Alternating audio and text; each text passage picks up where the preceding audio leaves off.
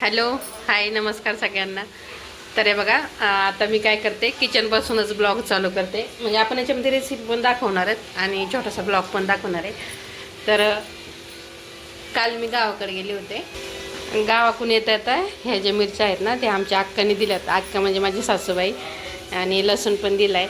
आणि हे जे आहे का, हा बोजार माझ्या माईनं दिला आहे, माझ्या भावासोबत, म्हणजे माझ्या आईनं. हे बघा. आणि गावाकडून येता येता मिरची पण घेऊन आले, वाळलेली मिरची. आणि लसूण पण घेऊन आले, गावरान लसूण आहे. ठेच्याला लय भारी लागतो बरं का हा लसूण येताना. आणि काय आमच्या शेतातलं नाही, कुणीतरी दिला असन तो तसाच सांभाळून ठेवला होता आमच्या सासूबाईने, अक्काने आमच्या. आणि येताना मला दिलाय. तर हे बघा, आता मी याच्यामध्ये छोटंसं म्हणजे ब्लॉग पण दाखवणार आहे आणि रेसिपी पण दाखवणार आहे. तर आता आपण बनवणार आहोत आज मस्तपैकी छान असं गावरान चिकन. गावरान चिकन बनवणार आहेत. तर हे बघू शकता, किचनवर राडा नाही आहे बरं का, आवरलेलं आहे किचन पूर्ण छान असं मस्त. आता हे जे आहे का, आपले सकाळचं समजाचे डबे जे आहे ते ठेवलेले आहेत. चहा वगैरे झाली, आता 4-5 वाजताची चहा वगैरे झाली, तर ते ठेवलेले आहेत बघा. किचन पण पूर्ण आवरून घेतलेले. आता थोडेसे भांडे जे फक्त मुलांचे शाळेचे डबे वगैरे आहेत, यांचा डब्बा पण आहे याच्यामधला, आता ते आवरून घेणार आहे मी सगळं आधी, सगळ्यात पहिले सगळं. तर बघा, तर बघा मस्तपैकी आमच्याकडे आज ना पाऊस चालू झाला आहे. आज आत्ता झाला आहे चालू, मस्त छान असं आभाळ आलेलं आहे, पाऊस चालू आहे. होऊ शकतं छान असं आभाळ आलं आहे. अशा वातावरणामध्ये ना असं काहीतरी चटपटं खावं वाटते, भजी वगैरे. तर तुम्हाला मी कांदा भज्याचा पण व्हिडिओ टाकणार आहे आणि छोटासा आपला मिनी ब्लॉग पण धरून चालायचा. बघा मस्तपैकी छान असा सुटसुटीत आणि मोकळा जिरा राईस बनवायचा असेल तर तुम्हाला माझा पूर्ण व्हिडिओ बघावा लागेल, तेव्हा तुम्हाला समजा मी कसा बनवलाय म्हणून. तर चला पूर्ण व्हिडिओ बघून घेऊ आपण आधी. तर बघा, बाहेर भरपूर पाऊस चालू आहे, त्याच्यामुळे आपलं आता चिकन जे आणायचं आहे ते झालेलं आहे कॅन्सल. तर आपण काय बनवतोय आता, जिरा राईस आणि शेवग्याच्या शेंगा. तर बघा, जिरा राईस बनवण्यासाठी मी 4 माणसासाठी हे 2 हे घेतले, 2 कप तांदूळ घेतले. त्याला आपण स्वच्छ धुवून काढू.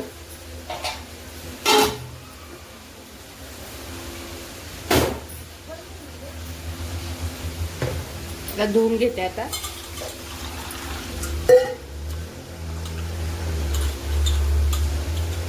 दोन पाण्याने धुवून घेते.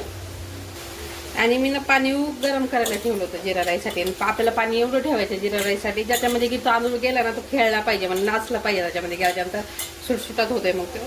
तर आता हे बघा, पाण्याला पण उकळी आली. आता आपण याच्यामध्ये हा जो तांदूळ धुतलाय 2 पाण्याने तो टाकून घेऊ.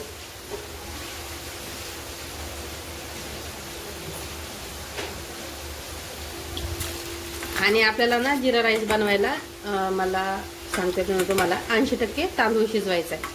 म्हणजे थोडासा 20% कमी शिजवायचा तांदूळ. म्हणजे कसं, तो जिरा राईस जेव्हा आपण त्याला फोडणी देतो ना, त्याच्यानंतर तो मस्त 20% शिजले जाते. आता हे उकळून घेते आधी तांदूळ व्यवस्थित. मी याच्यात मी मीठ घालते, मीठ घातले. थोडंसं तेल घालणार आहे, थोडंसं घालणार आहे, जास्त नाही, थोडंसं.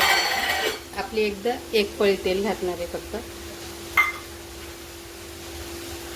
आणि झाकणी थोडीशी अशी अर्धी ठेवून घेते, म्हणजे तांदूळ उकळला पाहिजे तो चांगला. त्याला बघायला उकळी फुटली आता. आणि आता आपल्याला कमी गॅस करायचा आणि तो उकळून द्यायचा, जोपर्यंत 80-90% शिजत नाही तोपर्यंत कमी करायचे गॅस आणि शिजवायचं आहे त्याला. तर बघा, कमी गॅसवरती उकळून द्यायचा. आणि तुम्हाला जर तांदूळ जो आहे तो पांढरा शुभ्र जर पाहायचा असेल तर तुम्हाला एक छोटीशी ट्रिक सांगते मी आता.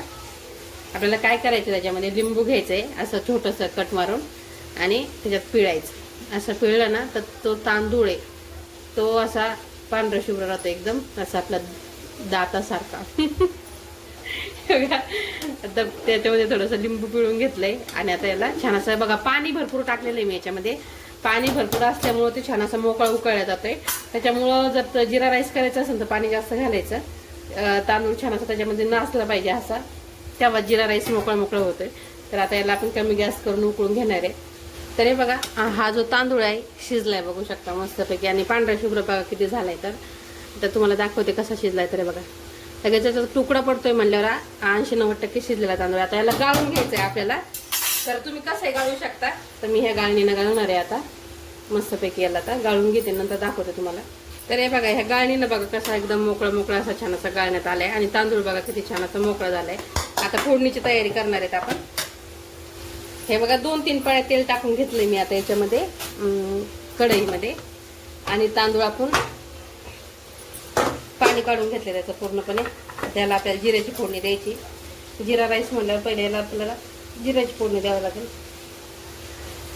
तेल गरम झाले, मस्त गरम झाले की मग जिऱ्याची फोडणी द्यायची. छान असे तडतडले गेले पाहिजे ते.